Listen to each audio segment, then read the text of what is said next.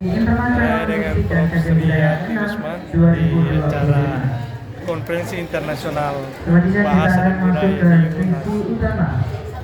Yaitu pleno pertama yang akan dimoderatori oleh Bapak Dr. Ya, hadirin sekalian, sesi pleno pertama pada hari ini akan dimoderatori oleh Bapak Dr. Andi Faisal Paskori MHum. Fakultas Ilmu Budaya, dulu sastra ya. Bapak Dr. Andi Faisal Pertama Paskori. kali pindah di sini. Ibu Prof juga alumni. Presentation of the speaker for the plenary session. For the first session, we have 5 speakers from different background. Dengan Pak Prof Yusri, Interesting topic, pejabat dengan mutu linguistic or pernah culture, narasumber. literature, Ya, narasumber di and also Internet ya, lalu Prof and Yusri. teaching. Invite Prof Nur Hayat, Dr. Amin, Adi Muhammad Ahmad, Ketua Panitia, ya, Ketua Ibu Prof. Chairperson, Prof Nur Ibu Prof Hayat. Ketua Panitia, Ibu Prof. and Dr. the Hayat. second PhD from the University. Ini kemarin di UNM juga harga kami Luar biasa. Unik. proses penyusunan dokumen SPM itu. Dengan mutu juga. Iya. Ini Sudah kuasai And teknologi the digital, third apalagi speaker, PhD-nya Profesor teknologi digital. Dr. Rodia SHMH from the kita Mataram akan mulai dari Luar biasa. kebijakan, manual, standar sampai formulir itu. Pak Prof, Ya. memang waktu di Untas saya terkesan ternyata sama-sama dari And the Boston. fourth speaker is Oh, Professor beliau dari Emeritus mana tadi? Dr. Saya Muhammad Newcastle. Mokhtar Newcastle, Hassan from the University of Malaya, Malaysia. Newcastle. And S3. Mr. Mokhtar Sydney tidak selesai. Oh, lanjut di? Jadi saya selesaikan di UI. Oh, di UI. Kan tiga waktu itu saya S3 toh. And the last Sydney, speaker is musim Malaysia, Profesor selesai setelah itu. Ika Lestari Damayanti, MA PhD of Pendidikan Indonesia, who will also be on the Adegan? online Zoom meeting. Adegan di mana home base-nya? Sasar daerah. Great honor for me Iya. to accompany you to this great speaker today, who will discuss various topics. Topic is very interesting for us about language, about culture, and also about literature.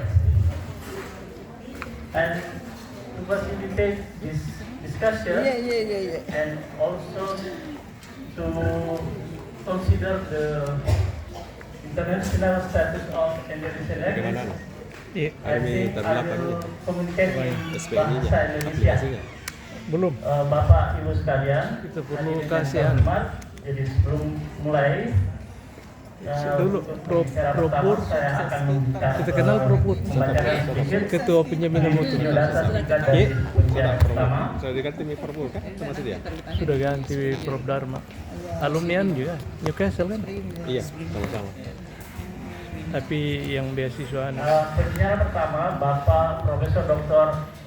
Andi Muhammad Ahmad SSHum MHum, lahir di Bone 16 Maret 1969, instansi di Fakultas Ilmu Budaya Universitas Hasanuddin, riwayat pendidikan S1 di Sastra Daerah Universitas Hasanuddin, S2 Kesusastraan Universitas Gajah Mada, S3 Ilmu Sastra Tadi sesi mana kan? Universitas Gajah Mada. Iya, Peminatan saya beliau adalah kajian budaya dan di sastra, di beberapa karya terkini. C. Saya hanya akan Di meminta Roksana. menyebut satu saja untuk Kita mengefektifkan waktu, yaitu The Cultural Transmission of Traditional Ecological Knowledge in Cerekang, South Sulawesi, yang diterbitkan di jurnal Science Open. dari anggota yang bikin konten.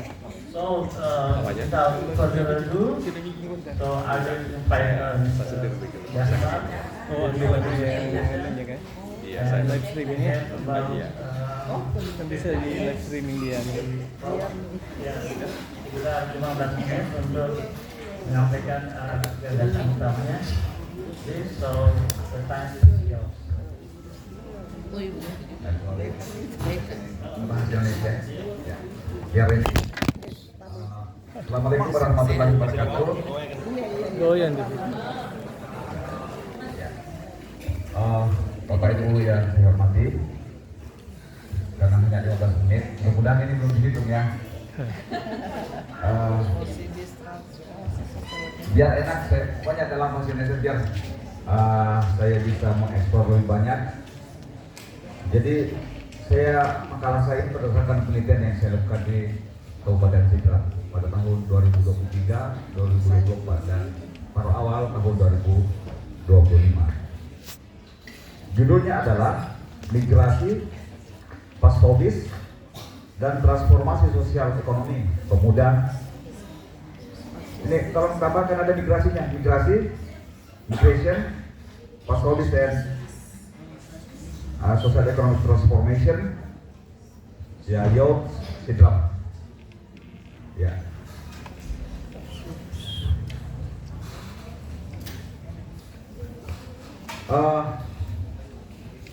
Yang pertama mengenai fenomena pasfobis ya, tentu di sini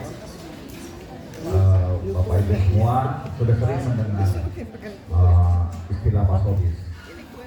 Ini pasfobis adalah yang tidak kenal dengan illicit activity ya. Dia sebenarnya suatu kegiatan ekonomi ya, tapi dia terlarang. Dia dianggap melawan hukum. Tetapi keberadaan pasfobis ini diterima secara sosial oleh masyarakat di Kabupaten Sidrap, dan kami memiliki banyak data mengenai hal itu, diterima secara sosial. Jadi ada semacam satu normalisasi kejahatan aktivitas terlarang ini. Ya.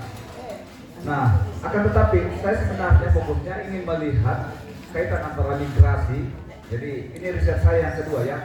Publikasi saya pertama tentang pasfobis sedang dalam proses penerbitan. Ini yang keduanya adalah melihat kaitan antara migrasi, jadi melihat simpangan antara migrasi dengan transformasi sosial di Kabupaten Sidrap dengan mengambil contoh aktivitas yang kita sebut tadi dengan pasfobis. Nah, sebagai ini pasfobis satu bentuk migrasi ekonomi. Jadi sebenarnya sudah kelihatan migrasi ekonomi dalam masyarakat Bugis, khususnya Sidrap. Nah, kemudian di sini terjadi apa yang disebut dengan transformasi nilai. Jadi saya mencoba menganalisis perubahan nilai sosial budaya di Sidrap akibat pergeseran sumber ekonomi yang dari tadinya sektor pertanian ke sektor ekonomi digital. Saya menyebutnya ekonomi digital, ya tanda petik, ya meskipun ini terlarang ya. Nah, ada ekonomi informal dan mobilitas sosial, menjelaskan kaitan ekonomi informal dengan peningkatan mobilitas sosial. Ya.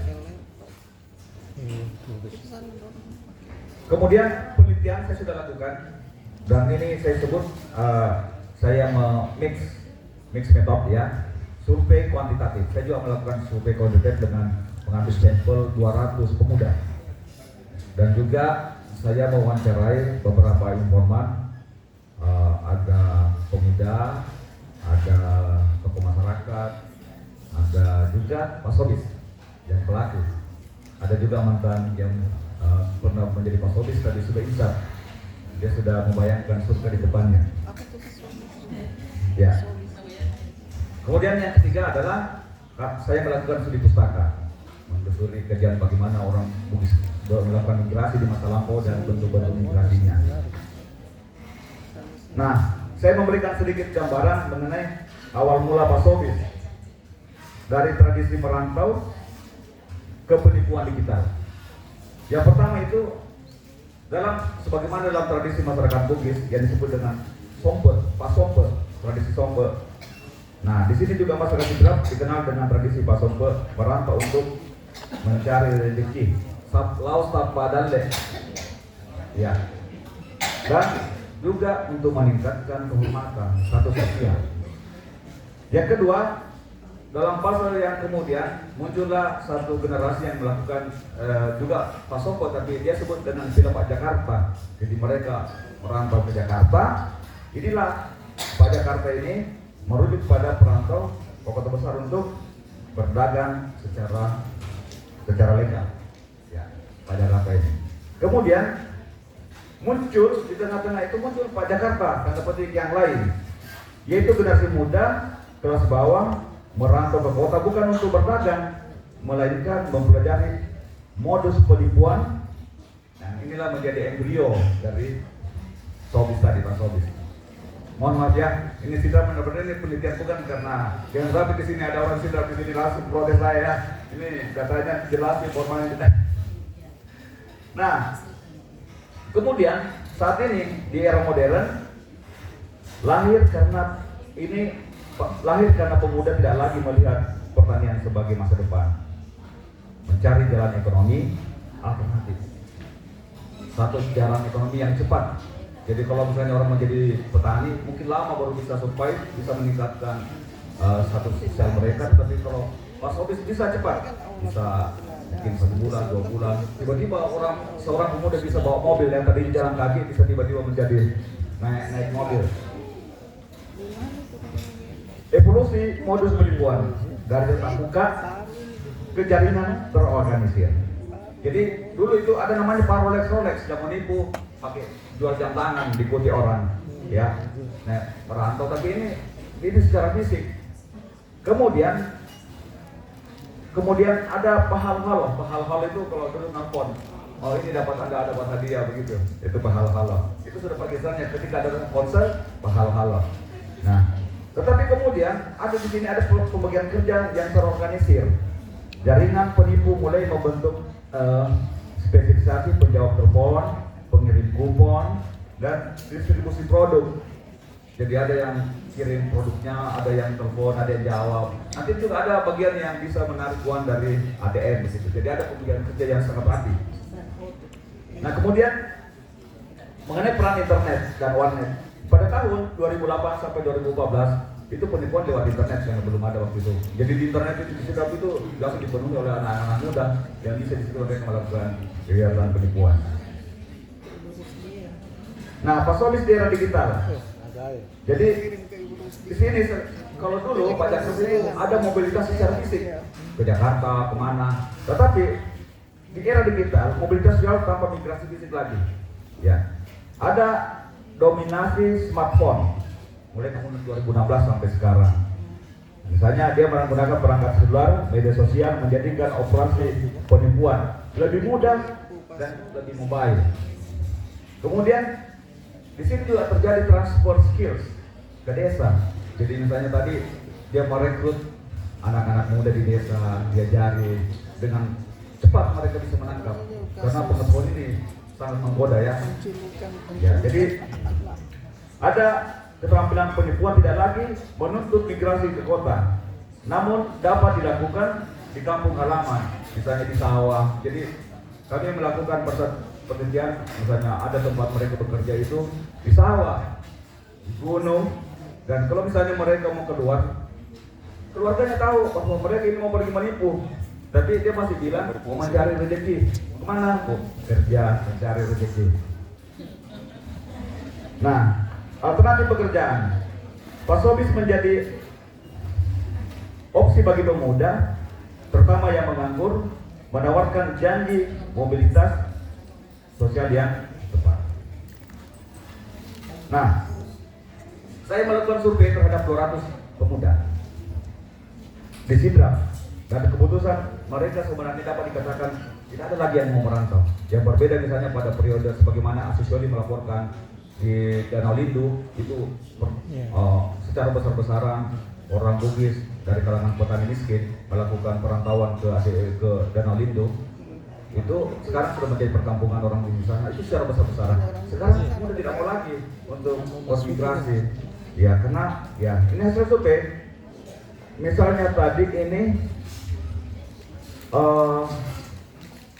mayoritas tamatan SMA dan lulus, hanya 90% yang hanya sedikit saja yang mau melanjutkan sekolah. Jadi dia tetap memilih tinggal di Sidrap.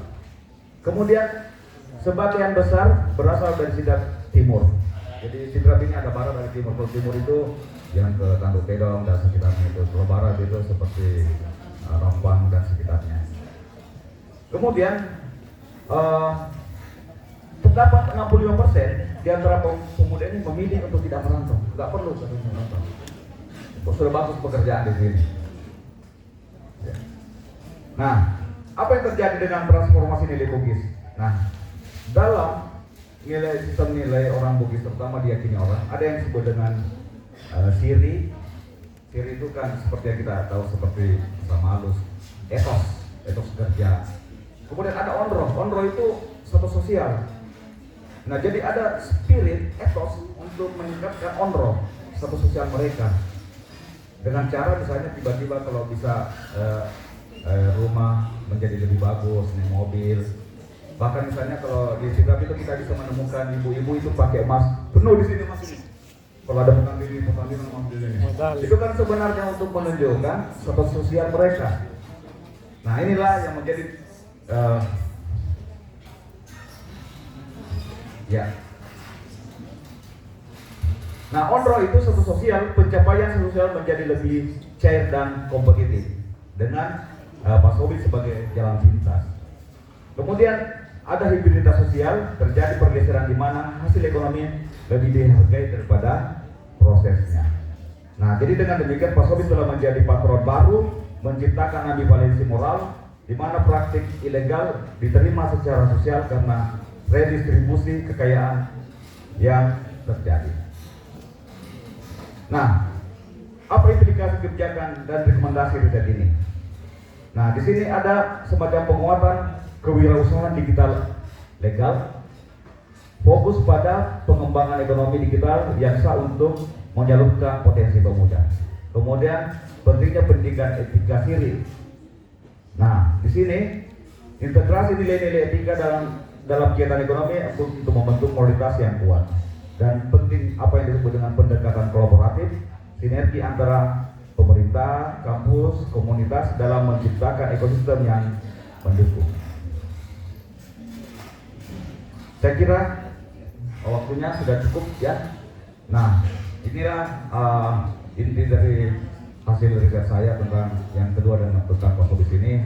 Saya sebenarnya belum bisa menampilkan secara lengkap makalahnya karena sedang datanya masih perlu dilengkapi, dan waktu dekat ini saya akan juga mendorong untuk publikasi pada jurnal yang bereputasi lah begitu. Demikian Pak Dipeka, wilayah Taufiq Hidayah. Assalamualaikum warahmatullahi wabarakatuh. Waalaikumsalam.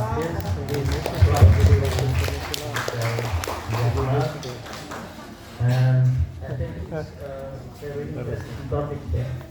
I don't know how to say in English, Pasobis. pada rannya itu dalam bahasa Indonesia, dalam bahasa Indonesia. Ya, jadi yang Pasobis itu kan sebenarnya orangnya yang mengajak kepada orang yang melakukan penipuan. Sobis itu sendiri dari kata showbiz. Ya. Tapi ada juga yang mengatakan shock bisnis. Seolah-olah bisnis ya. Ya, kira-kira gitu. We will discuss it later, and the next we are going to the second speaker, Maki Gucci. Before we begin, I'll read briefly the curriculum vitae of Maki Gucci. Maki Gucci is an associate professor of comparative literature at the University of Tsukuba, Japan, after working as a Fulbright foreign language teaching assistant at the University of Arkansas at Pine Bluff, United States. She received her PhD in literature from the University of Tsukuba in 2016. And her position now is as Associate Professor International and Advanced Japanese Studies, Institute of Humanities and Social Sciences, University of Tsukuba, and education in 2016, PhD in Literature, University of Tsukuba, Japan in 2011, MA, Master of Arts in Literature, University of Tsukuba, Japan, and 2009, Bachelor of Arts in Literature, University of Tsukuba, Japan. And the work experience, August 2025 until now, until present, as Associate Professor of Literature, University of Tsukuba, Japan, and professional membership, Japanese Comparative Literature Association, Association for the Study of Literature and Environment in Japan, Society for the Study of Human-Animal Relations, and Association for Asian Studies. I invite Matsuguchi to deliver your presentation, and we hope you make good use of your time. And the time is yours. You have about 15 minutes. Case study of Sawakwarias. Thank you very much for your introduction. I'm Maki Eguchi from the University of Tsukuba in Japan. First of all, I'd like to thank you all for organizing this beautiful conference. I enjoyed very much watching Indonesian traditional dance. And I also especially thank Piki Sensei from the College of Japanese Literature. She was my former student, and I appreciate that she could invite me to come here today and have a meeting. Thank you so much. So my research field is comparative literature between Japanese literature and English literature, but I'm always interested in interdisciplinary studies. So because I'm interested in representation of sheep, the animal, so I talked about it yesterday at the College of Japanese Language and Culture. And so I'm always interested in interdisciplinary studies between literature and science. So today, under the conference topic of multidisciplinary perspectives on language, literature, culture, and teaching, challenges, and innovations, I will show a case study of eco-criticism by analyzing modern Japanese literature and explore the possibilities of dialogue between literature and science. So I will present my topic in English. So here is the outline of today's presentation.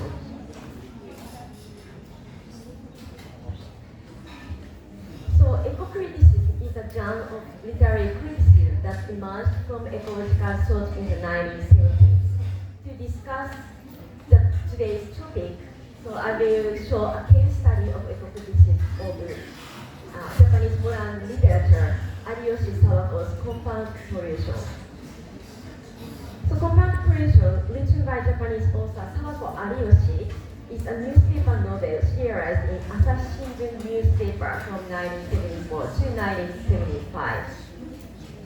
It addresses the impact of chemicals on the human body and the environment. Ariyoshi, who is known for her best-selling novels in post-war Japan, dedicated over 10 years to researching and interviewing experts for this work.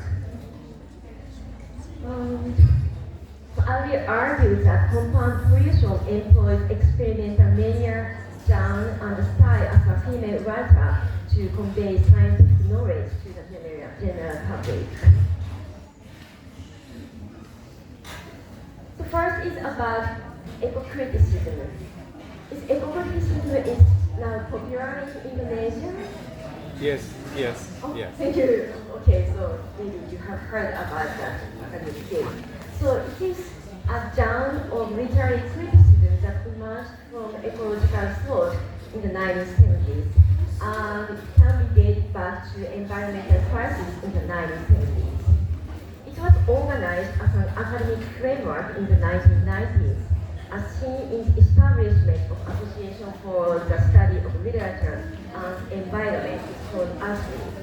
First time in the US in 1992, and then in Japan in 1994. So currently, the association has international affiliates in Canada, Australia, New Zealand, Korea, Taiwan, UK, Europe, Brazil, India, Pakistan, and ASEAN countries. Eco-criticism discusses topics such as the concept of wilderness, sense of place, nature writing, gender, for example, queer ecology or ecofeminism, post-colonial eco-criticism, and non-human animals. In the following sections, I will analyze Sawako Ariyoshi's compound solution from the perspective of eco-criticism and ecofeminism. So this is brief introduction about Sawako Ariyoshi. Have you ever read any of her novels? Yeah, I'm not sure I did translate into Indonesian language, but some of her literature is translated into English. Sawako Ariyoshi is a novelist and playwright born in Wakayama Prefecture, a southwestern region of Japan. She spent childhood attending a Japanese school in Indonesia due to her father's transfer. Her father worked at a bank company and she moved to Indonesia, Jakarta, when she was a child. So I need further research about her childhood in Indonesia.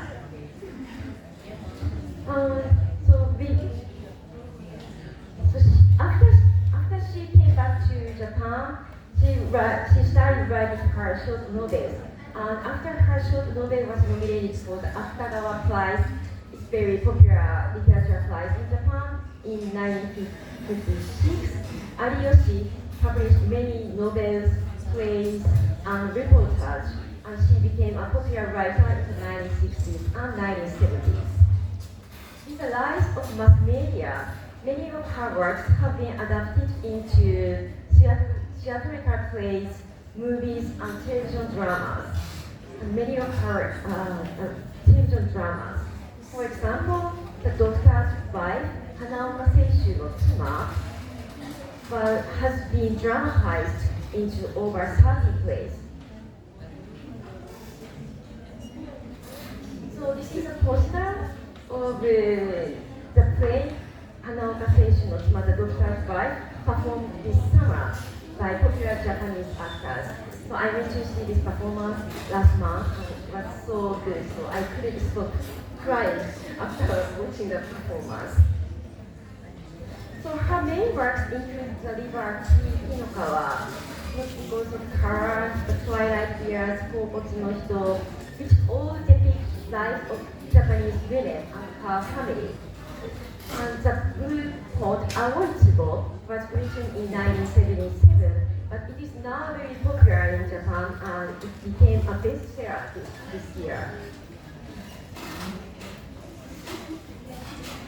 So next is about compound pollution, Fugo Osen. So while writing compound pollution, Ariyoshi was actively giving speeches in support of women's rights activists Kusae Ishikawa and Keiko Kihira, who were running for the House of Councillors election. During the campaign, she frequently heard about harmful effects of food additives from other female supporters, and she experienced AIDS from automobile exhaust fumes by giving street speeches. These experiences prompted her to research the issue of pollution, leading to the writing of the novel. So compound pollution examines the effects of chemical substances, particularly pesticides, on crops and human health.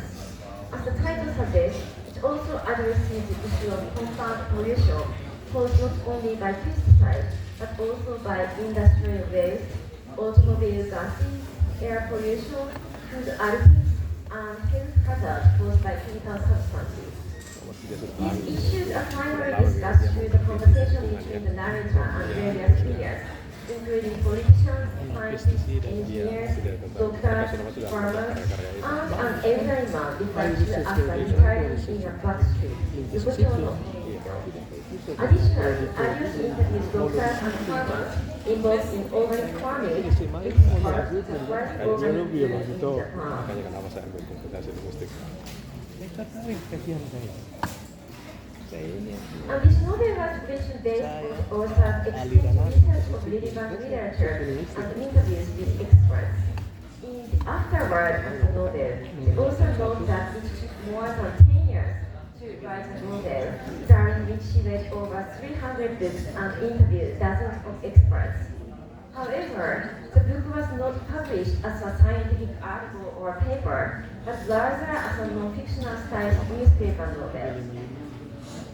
Before writing this novel, Ariyoshi had planned to create a work of fiction about pollution, Kogai in Japanese. Afterwards, he mentioned the 4 major pollution-related diseases that emerged during Japan's economic growth in the 1950s and 1960s. Itai disease, Minamata disease, Minamata disease, and bronchitis asthma. These are very popular pollution Kogai occurred in the 1960s and 1970s in Japan. Do you know Minamata disease? Apa perlu kita? Minamata disease is handled in Japan. It was created by mercury from the country.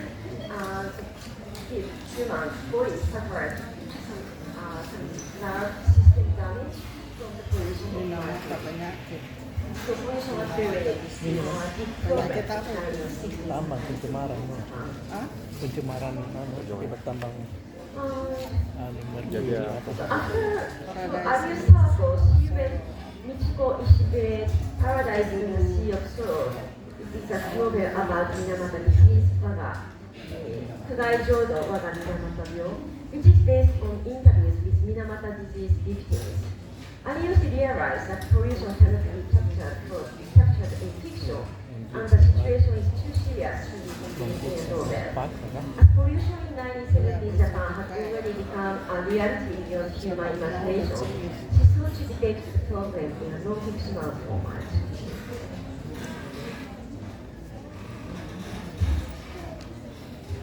It is important to consider also gender perspective when dealing with pollution. In the novel, the narrator references American marine biologist Rachel Carson's silent spring, which warns of the dangers posed by chemical substances such as DDT in America.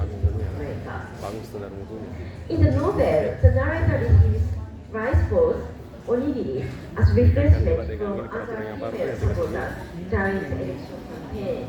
seperti yang menilai standarnya. She wonders why rice balls recently become free of insects. She and the supporters speculate that it is due to insect repellent and residual pesticides including DDT, which was banned in Japan in 1971. When the narrator asks food hygiene experts about it, so she describes the history of DDT as follows. So, quote, DDT was used extensively during World War II for the purpose of exterminating malaria-carrying mosquitoes and foods, primarily in tropical operations. After the war, it became widely used as common pesticide. However, the emergence of this chemical pesticide disrupted the natural cycle, raising concerns about the baseline consequences it might bring for humans. The first to issue a strong warning was an American marine biologist, Rachel Carson. Her seminal work, Silent Spring, was published in the New Yorker magazine in 1962. In Japan, a translated version by our teacher was published 2 years later. After introducing Rachel Carson, the narrator Ariyoshi discusses the impact of Silent Spring. Also, the book was influential in sparking the environmental movement that led to the establishment of the U.S. Environmental Protection Agency. Mostly male scholars and experts attacked Carson as hysterical because she was a woman.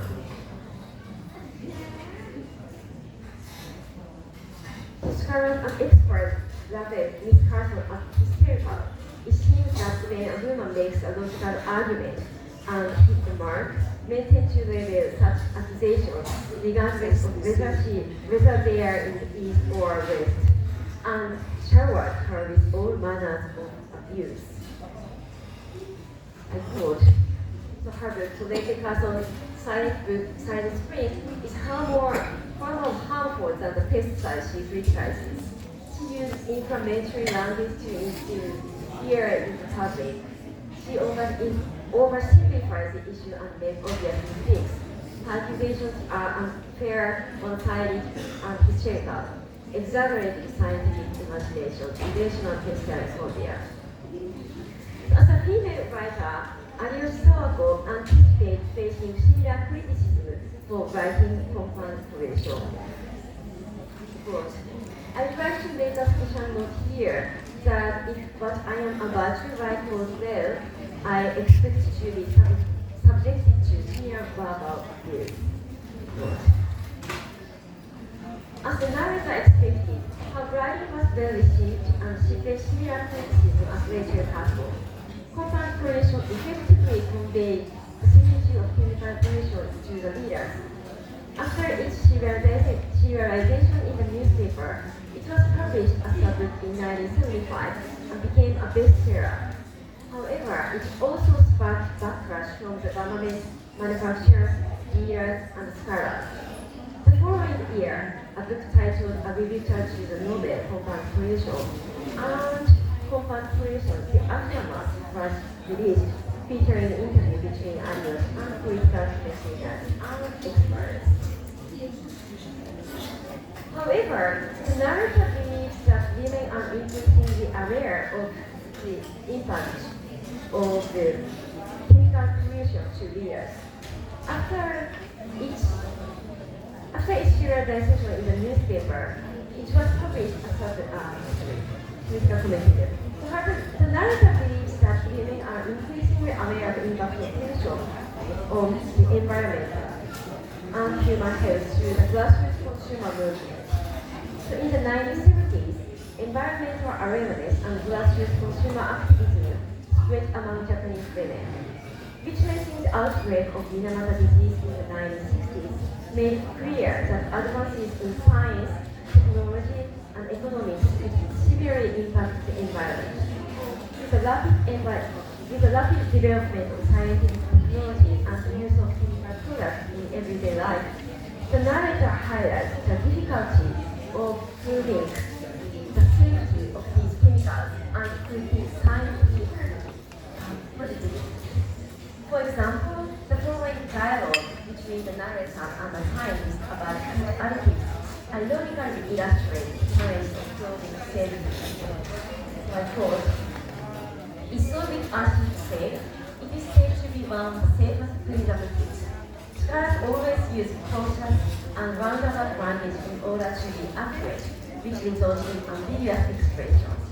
Well, that I want to know is a simple answer. Is it safe or not?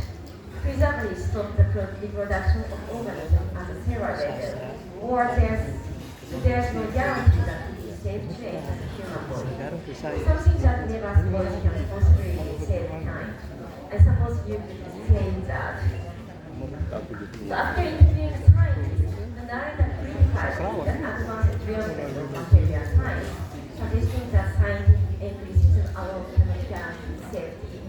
So in this conversation, the narrator just wants to know if the preservatives are safe or not, but scientists try not to answer exactly. It's very ironical dialogue. Finally, I'd like to mention a scientist's reaction to the novel.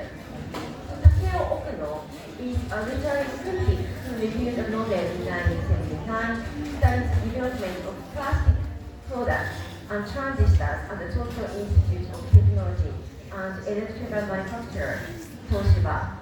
So he is also a literary critic, but also he works at Toshiba, electric company, to research about transistors. Okuno notes that no one in the 1960s anticipated the serious waste and environmental causes that plastics will eventually cause. Quote, as I read the serialization in Asahi Shimbun, I felt a sense of shame. This is because I myself was once one of the perpetrators of environmental pollution. And then he reflected the time when he worked at the company, and at that time, plastic was,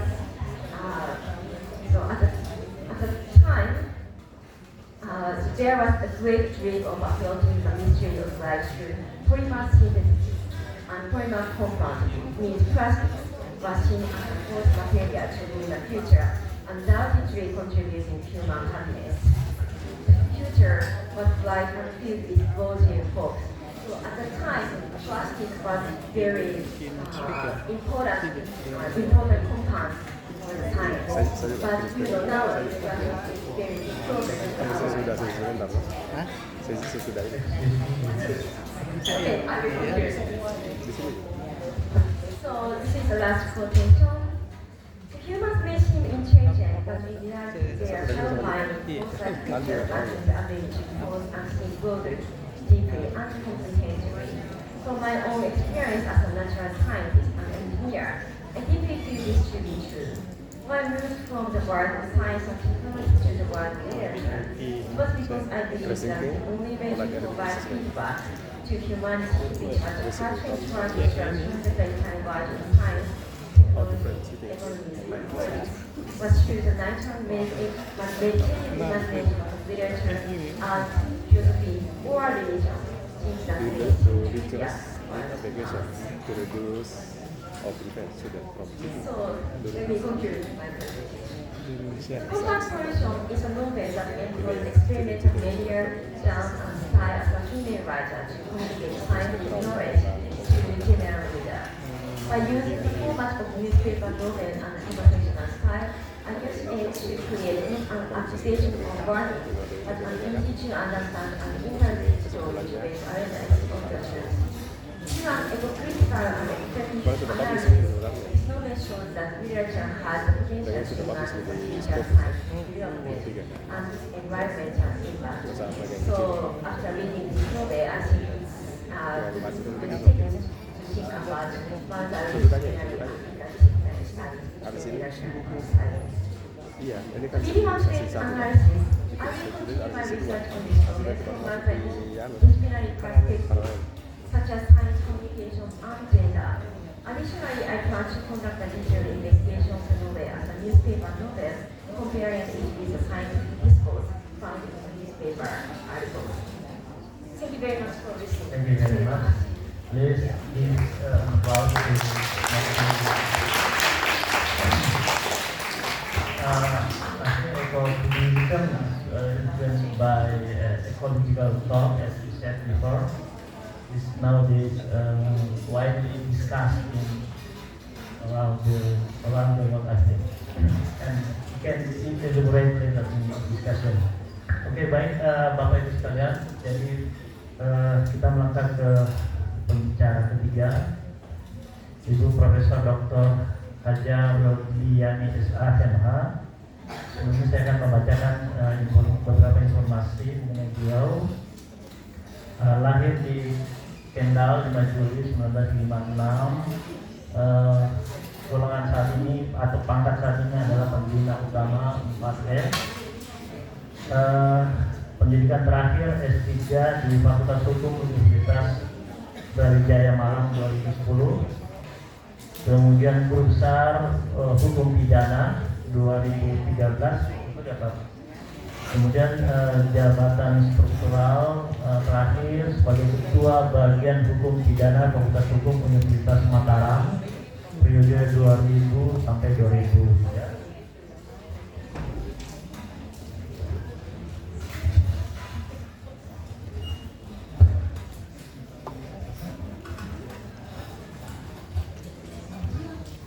Bidang keahlian beliau hukum pidana dan sistem peradilan pidana. Beberapa publikasi yang sudah diterbitkan, yang terakhir saya ambil konsep pencabulan verbal dan non verbal dalam hukum pidana, diterbitkan dalam jurnal Education and Development Institut Pendidikan Tapanuli Selatan. Beberapa juga buku juga sudah ditulis oleh beliau. Di antaranya pidana mati terhadap perempuan, suatu kajian perbandingan. Kemudian penghargaan Satya Lencana Karya Satya 20 tahun 2006, dan juga di tahun 2017.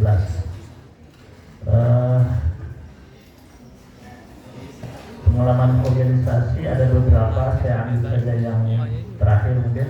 Ketua Dewan Pimpinan Daerah Pengadilan Al-Hidayah Provinsi NTB 2010 sampai dengan 2020. Kira demikian Prof, saya kira masih banyak yang perlu disampaikan ini, tapi waktu kita terbatas.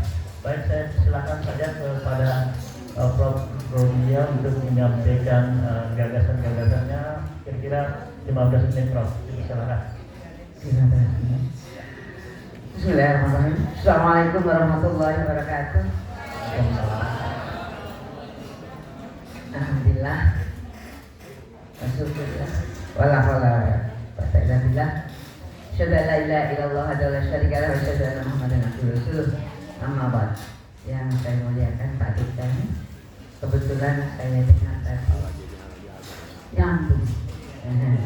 Begitu pula Ibu Vicky, Yayasan Tentang Perempuan, yang pada prinsipnya bahwa budaya dengan hukum itu satu kesatuan yang tak terpisahkan. Artinya bahwa hukum itu ada, hukum itu menjelma adalah dari masyarakat yang notabene masyarakat itu penuh dengan budaya yang terhadap. Tadi sedikit saya dengarkan dari Pak Dika bahwa masyarakat kita Sindrat itu pergi keluar untuk mencari nafkah. Ya, itu sebagian besar ya, mudah-mudahan tidak salah dengar dan tidak salah baca, itu ada penipuan. Masyarakat yang mencari nafkah dengan cara awal mulanya penipuan. Sekarang saya ingin bertanya, apakah penipuan tadi termasuk budaya? Halo Pak Dekan, para peserta seminar, kira-kira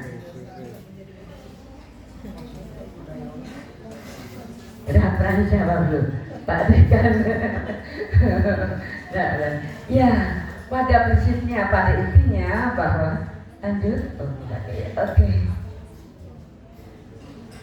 Ya, hukum dan budaya merupakan dua aspek penting dalam kehidupan manusia. Budaya membentuk nilai dan norma yang hidup di masyarakat, sedangkan hukum hadir untuk menjaga keteraturan berdasarkan nilai-nilai budaya tersebut. Sehingga bisa kita artikan bahwa antara hukum dan budaya atau budaya dengan hukum, keduanya saling berhubungan dan saling mempengaruhi. Ya, pengertian hukum secara umum saya artikan di sini menurut Utrecht bahwa hukum adalah menggunakan peraturan yang mengatur tata tertib masyarakat dan pelanggaran dapat menyebabkan tindakan dari pemerintah.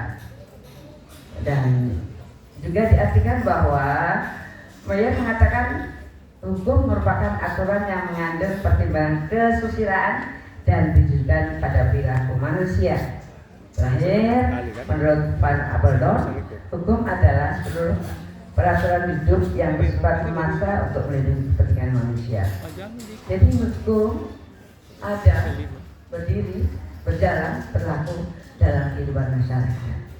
Oleh sebab itu tentu tidak dapat dipisahkan antara budaya dengan hukum. Sedangkan ini sedikit saya ambil pengertian budaya itu sendiri adalah suatu sistem gagasan, tindakan dan hasil karya manusia dalam kehidupan masyarakat yang dipelajari dan diwariskan. Jadi ada beberapa pendapat tentang budaya itu sendiri, bahwa Edward mengatakan budaya sebagai keseluruhan kompleks yang mencakup pengetahuan, kepercayaan, kesenian, moral, hukum, adat dan kebiasaan manusia dan seterusnya. Intinya bahwa budaya itu dibentuk, dibuat ya oleh perilaku manusia. Sedangkan hukum juga dibuat, diatur oleh manusia. Yang intinya untuk mengatur dalam kehidupan masyarakat agar tertib dan teratur. Namun demikian, secara empiris bahwa meskipun hukum itu ada, meskipun sudah dibuat baik oleh pemerintah bersama DPR dan tanda kutip sekarang DPR sedang gurah-gurah gitu ya, yang katanya adalah wakil rakyat, ternyata menyakiti rakyat. Tapi perlu dibuktikan ya, bahwa sekalian boleh tepuk tangan ya. Luar biasa. Nah, bagaimana hidup masyarakat dengan hukum tadi adalah tergantung dengan situasi dan kondisi yang ada ya. Menurut para ahli hukum dan sosial hukum, hubungan antara budaya dan hukum bersifat timbal balik, saling pengaruh dan fundamental bagi berfungsinya suatu masyarakat. Contoh misalnya, menurut kata-kata informasi perlu dibuktikan tentunya sebagai seorang saintis bahwa corruption itu telah membudaya di Indonesia. Sebenarnya kita bangsa Indonesia, izin ada dari Jepang, tapi ini adalah kenyataan bahwa kita perlu melihat masa suatu kejahatan, korupsi itu suatu budaya dan budaya di Indonesia. Ini tentu perlu suatu pemikiran, perlu penelitian yang lebih lanjut. Namun kita juga tidak bisa melepas istilah saya adalah kenyataan empiris. Ternyata ada, ternyata iya. Hukum telah dijalankan, hukum telah diundangkan, tapi masyarakat sampai sekarang masih terjadi. Semakin banyak undang-undang, semakin banyak hukum yang diterapkan ke dalam masyarakat, ternyata korupsi sampai sekarang tidak pernah hilang, masih saja ada. Inilah hubungan relasi antara budaya dengan hukum. Tapi saya tidak setuju bahwa suatu kejahatan itu termasuk budaya. No, bukan. Ya, karena budaya itu dibentuk oleh masyarakat dan juga masyarakat tentu yang sangat bagus, yang sangat baik. Ya, ya contoh budaya boleh saya izin, misalnya kalau di Lombok itu ada adat Melari. Iya, saudara sekalian. Adat Melari adalah suatu perkawinan yang perempuannya dilarikan oleh laki-laki. Itu ada budaya gitu. Tapi kalau kita kaji dari hukum pidana, itu adalah suatu tindak pidana. Melarikan orang itu adalah suatu kejahatan. Namun, sekali lagi, ini diterima apabila budaya tadi masih berlaku di suatu wilayah di Indonesia. Jadi bukan hal suatu kejahatan kalau berada di Lombok ini, tapi suatu budaya yang perlu kita akui dan perlu kita hormati, yang sampai saat sekarang masih berlaku. Dan saya tiap menit detik ngomong, lihat Pak Andi berapa menit sudah begitu. Karena kalau sudah bicara suka susah di stop ya. Baik. Ini berbagai macam, nanti bisa dilihat saja hubungannya. Ayat ini sumber nilai hukum seringkali merupakan formalisasi dari nilai-nilai dan norma-norma sosial yang hidup dalam masyarakat. Hukum yang efektif adalah hukum yang sesuai dengan jiwa dan kepribadian bangsa. Ya tentu izin karena saya dari pidana, gitu kan. Kita tahu bersama bahwa KUHP, Kitab Undang-Undang Hukum Pidana, itu adalah warisan penjajahan Belanda. Yang notabene itu dari Belanda. Tentu adat budaya tidak sama dengan Indonesia. Oleh sebab itu ada pasal-pasal tertentu yang sangat menurut saya menyakitkan hati kita. Contoh masalah perzinahan. Perzinahan menurut KUHP kolonial, saudara sekalian, adalah hubungan layaknya suami istri yang berstatus suami atau berstatus istri. Artinya di sini bahwa mereka sudah menikah dan punya status. Tentu dalam adat budaya kita bangsa Indonesia, masa iya ya hanya suami atau istri yang melakukan tadi perbuatan zina itu termasuk kejahatan. Hanya itu saja. kira-kira bisa diterima bahasa Indonesia? Misalnya 7-Eleven, kumpul kebo, kumpul jaran, begitu. Bisakah kita terima di bahasa Indonesia? No. Halo, No. peserta seminar? No. No? Bisa diterima sebagai budaya? Tidak. Tidak, saya sangat setuju. Karena kita punya budaya sendiri, kita punya adat, tradisi, agama yang kita junjung tinggi. Apalagi kita sebagai seorang warga negara yang falsafahnya adalah Pancasila, yang notabene mengakui satu ketuhanan yang Maha Esa. Saya yakin, saya percaya bahwa setiap agama itu tentu tidak membolehkan hubungan di luar nikah. Ya, itu termasuk dalam kategori perzinahan, saudara sekalian. Ya, itulah hubungan antara budaya dengan hukum. Baik.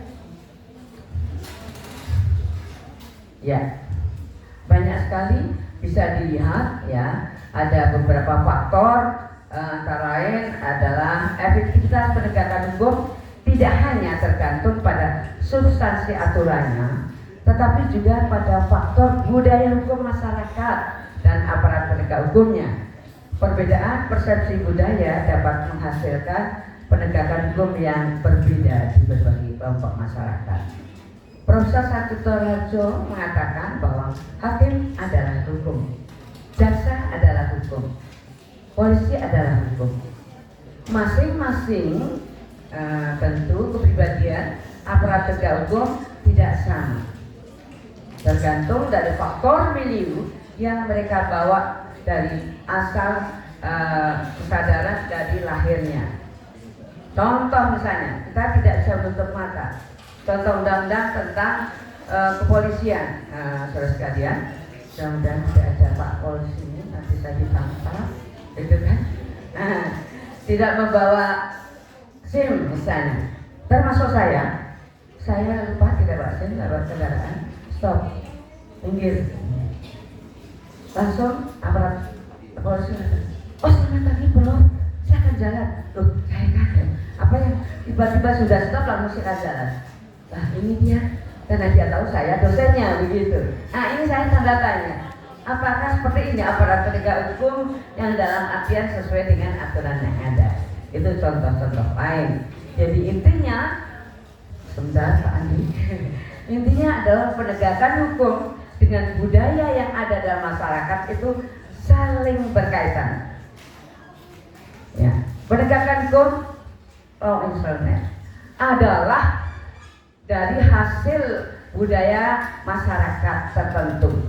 Tadi misalnya mahasiswa saya itu sebagian besar membawa kendaraan roda 2. Kalau saya tanya siapa yang bawa helm? Bawa Prof katanya begitu. Terus dipakai saya cari dari di stangnya gitu. Nah, apakah ini termasuk budaya atau termasuk pelanggaran hukum? Ya, demikian sekilas info, mungkin nanti bisa dilanjutkan dalam tanya jawab. Terima kasih. Assalamualaikum warahmatullahi wabarakatuh. Presentasi yang menarik dari Prof. Mari kita berikan aplaus yang meriah. Terima kasih Prof. Jadi sangat ya bagaimana hukum dan perilaku, tradisi, kebiasaan-kebiasaan itu saling terkait satu sama lain.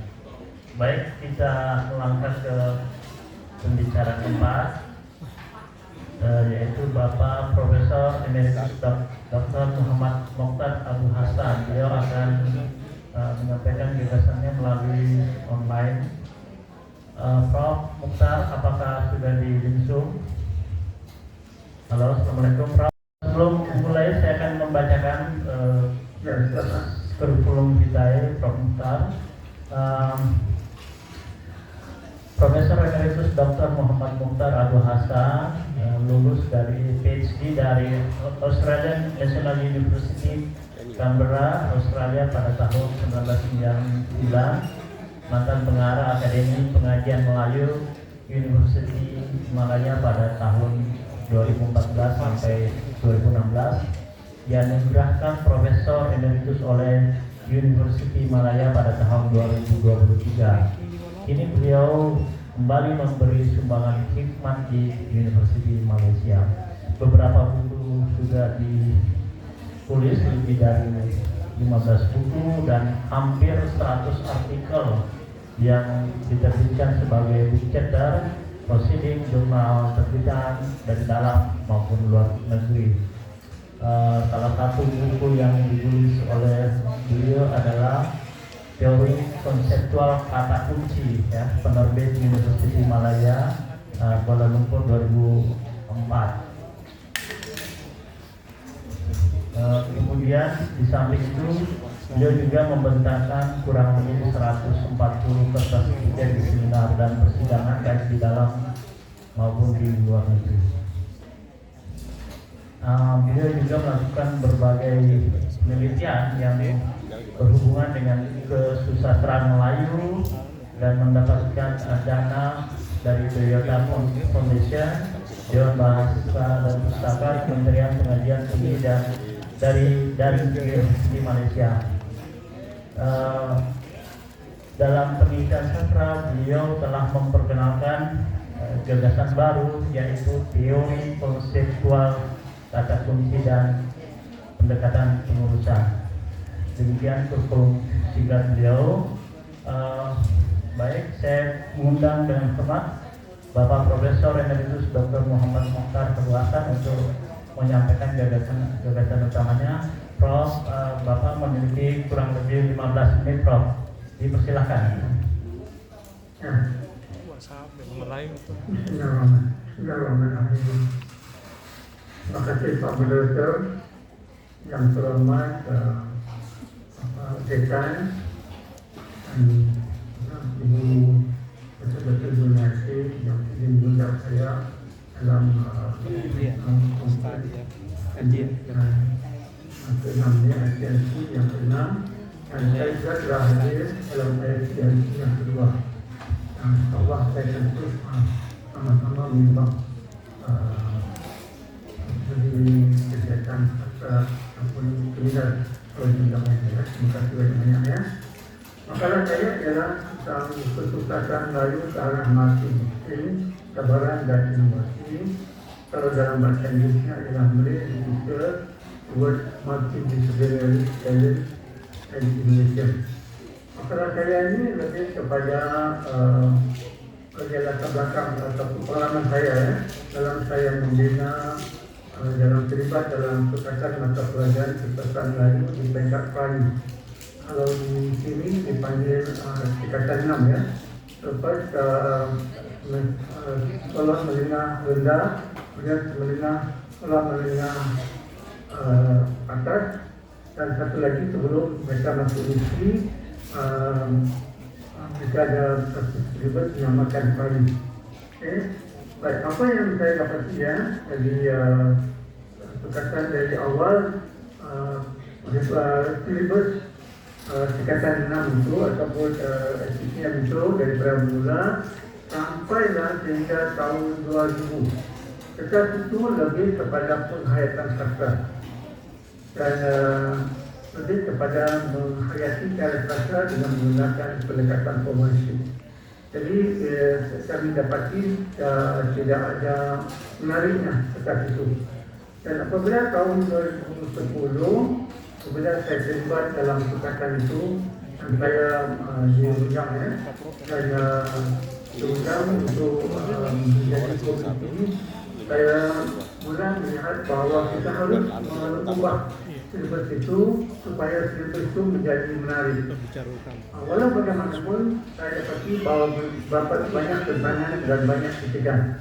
Misalnya, apakah wajar silibus yang lama itu diubah? Kemudian yang kedua, adakah guru sudah bersedia menghadapi perubahan silibus yang baru? Dan seterusnya, adakah kita mempunyai guru-guru atau pelajar yang mempunyai buku-buku rujukan referensi, dan adakah kita mempunyai cukup masa untuk belajar sesuatu yang baru? Dan yang ini juga berlaku ketika saya menjadi kepala rektor, kepala dekan ya, kepala kantor ataupun ketua jabatan khusus bahasa Melayu, di mana saya cuba membawa satu perubahan dengan memperkenalkan khusus-khusus baru. Maka ada beberapa soalan, adakah kita mempunyai pesara yang khususnya untuk mengajar khusus-khusus baru itu? Dan adakah pelajar-pelajar sudah bersedia dengan khusus-khusus yang baru itu? Jadi ini yang kita hadapi ya waktu saya menjadi ketua jabatan. Baik, akhirnya pada tahun 2012 komisi yang terpaksa telah berusaha untuk menukar khusus yang sedia ada itu dinamakan khusus Melayu Komunikasi, di mana kelas itu mengandungi empat target. Pertama adalah pengajaran sastra, yang kedua sastra dan pembangunan, yang ketiga kelas kreativiti, pengurusan dan multimedia, dan yang keempat adalah tidak khusus. Dan kelas satu ini kita mengalami pengajaran masih lagi bentuk yang lama, dan manakala kita dua ini ada sedikit perubahan, itu di mana saja melihat karya sastra dari aspek pembangunan insan, pembangunan masyarakat dan pembangunan negara. Dan manakala yang ketiga ini yang saya dapat cukup menariknya, yaitu dengan menggabung memasukkan kreativiti, pengurusan dan multimedia. Dan ini yang berlaku ketika saya menjadi ketua jabatan, di mana kita memperkenalkan khusus-khusus baru, antaranya adalah khusus kesusastraan dan undang-undang, khusus sastra dan multimedia, khusus pengurusan dan pemasaran kata, dan khusus sastra komersial. Dan ini khusus-khusus yang baru yang kita kenalkan kepada para pelajar yang mengambil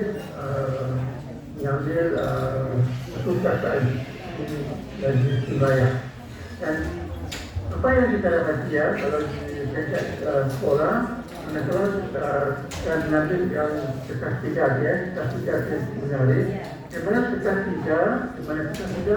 kita masukkan yang ini penulisan kritis, di mana pelajar-pelajar harus mempelajari cara menulis kritis, dan itu sama ada penulisan kritis, ajak, terkait, asal pemimpinan, dan yang kedua, mereka harus menguasai pengurusan institusi asal perusahaan, perencanaan, pengurusan, tenaga kerja, pembinaan, kawalan, dan serata.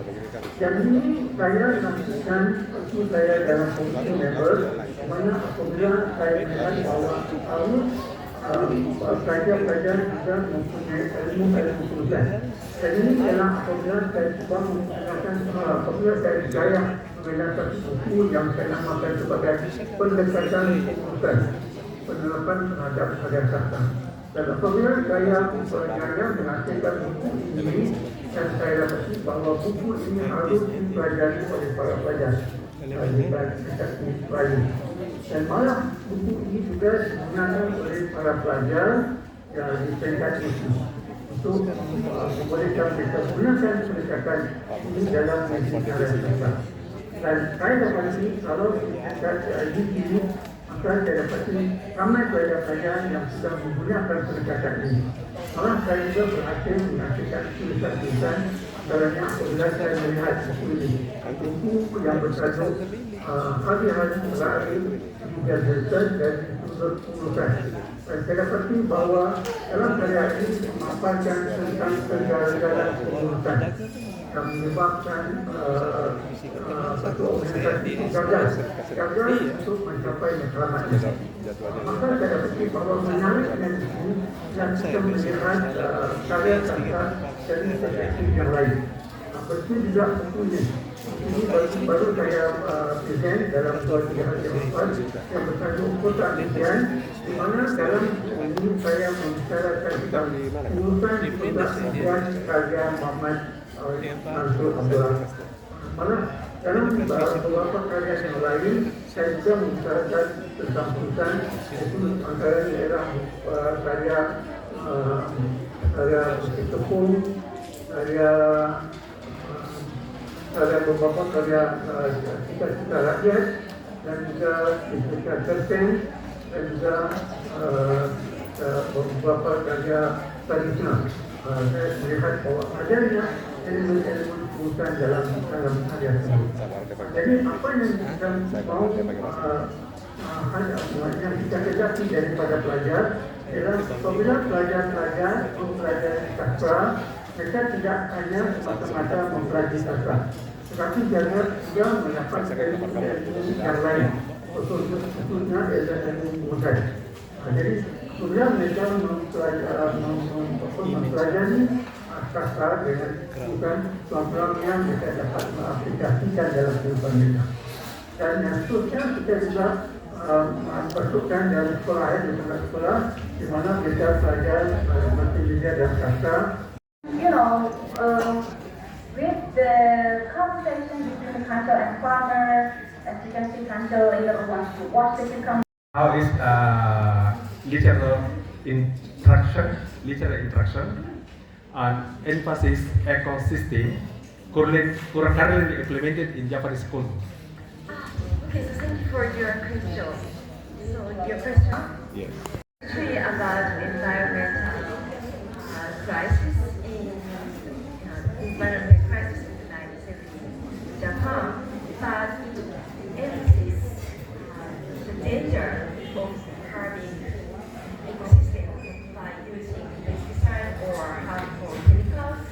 Also, so it was written after 1960s.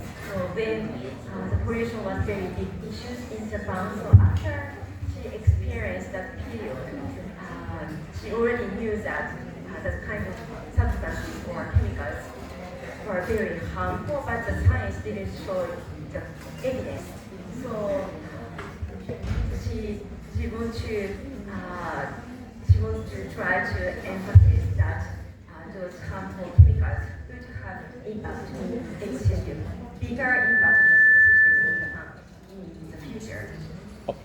Ya, That's my good. suaranya bedanya kan bagaimana sekarang ini pembelajaran sastra tentang ini. Thank you very much. My name is Tityani Anna from Japanese Literature Department. So I would like to thank you berminta saja ke Prof. Andi Ahmad. Jadi kebetulan suami saya orang Sidrap. Jadi setiap kali saya ke Sidrap, pada saat saya melihat bangunan atau rumah yang bagus gitu, saya bilang, perasaan terakhir kali kesini tidak ada. Kata suami saya ada dua opsi. Kalau bukan pas sobis, narkoba. Dan saya bilang apakah orang sekitarnya itu atau gimana? Karena dia itu sudah lazim sekarang. Jadi saya tidak tahu mungkin yang Prof tadi ini bisa dibilang bukan budaya, mungkin belum sampai ke situ, tapi ini adalah suatu fenomena sosial yang luar biasa di daerah sana.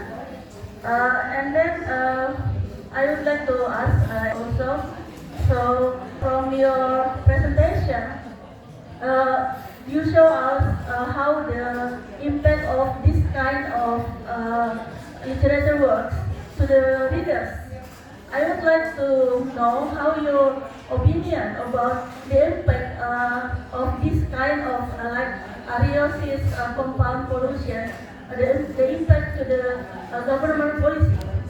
Thank you. Bagaimana narkoba dan pasobis di sini, bagaimana tanggapannya? Iya, Ibu Vivi, jadi memang benar ya, kalau Sidrap itu dikenal dengan 4S. Jadi 4S. S yang pertama itu adalah sabun ayam. S-nya sabun ayam. Yang kedua adalah sobis. Ya. Yang ketiga adalah sabu. Ya. Jadi sabu, sobis, sabun ayam, dan yang terakhir ada tambahan menjadi 4 ya. Awalnya 3, seks bebas. Jadi sudah komplit benar ini. Ini menurut data yang kita dapat ya. Nah, terkait dengan soal apa yang tadi yang saya sebut dengan normalisasi kejahatan ya. Jadi memang masyarakat sudah menganggap, masyarakat mengatakan begini dalam masa bukti ya, jangan moto itu saya main, saya juga kerjakan yang saya kerjakan. Jadi silakan kamu menipu, silakan kamu. Nah, tetapi kan sebenarnya bukan hal yang terbentuk begitu saja. Ini Pak Sobis juga sebenarnya mereka ini sangat dermawan. Jadi misalnya kalau ada pengantin, dia bantu, malah menyumbang aset untuk masjid atau pembangunan masjid Pak Profesor ini.